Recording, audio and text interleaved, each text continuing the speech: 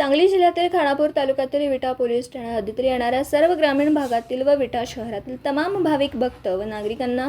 गणेश भक्तांना, सर्व मंडळांना आणि तसेच तमाम मुस्लिम बांधवांचा ईद ए मिलाद सण उत्सव हा सुद्धा याच महिन्यात येत असल्याने कायदा सुव्यवस्था अबाधित राखण्यासाठी सांगली जिल्हा पोलीस अधीक्षक संदीप घुगे व अप्पर पोलीस अधीक्षक रितू खोकर मॅडम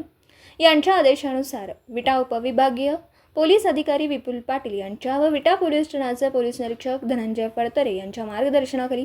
विटा पोलीस ठाण्याचे सहाय्यक पोलीस निरीक्षक पळे, पोलीस उपनिरीक्षक विशाल येळकर, पोलीस उपनिरीक्षक जयश्री कांबळे मॅडम, पोलीस उपनिरीक्षक काळे वाहतूक नियंत्रण कक्ष, पोलीस उपनिरीक्षक सचिन माळी व विटा पोलीस ठाणे अंमलदार व गुन्हे प्रकटीकरण पथक व वाहतूक पोलीस गोपनीय पथक यांनी कोणताही कायदा व सुव्यवस्थेचा प्रश्न निर्माण होऊ नये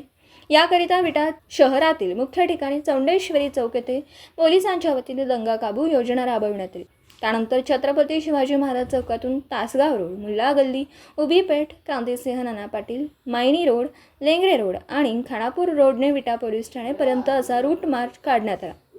या रूट मार्चमध्ये 25 पोलीस अंमलदार यांच्यासह पीटर मोबाईल डायल 112 तसेच 2 मोटारसायकल सहभागी झाले होते। पोलीस निरीक्षक धनंजय फडतरे यांनी सण व उत्सव लक्षात घेता सर्व ठाणे अंमलदार यांना सतर्क राहावं असं सांगितलं।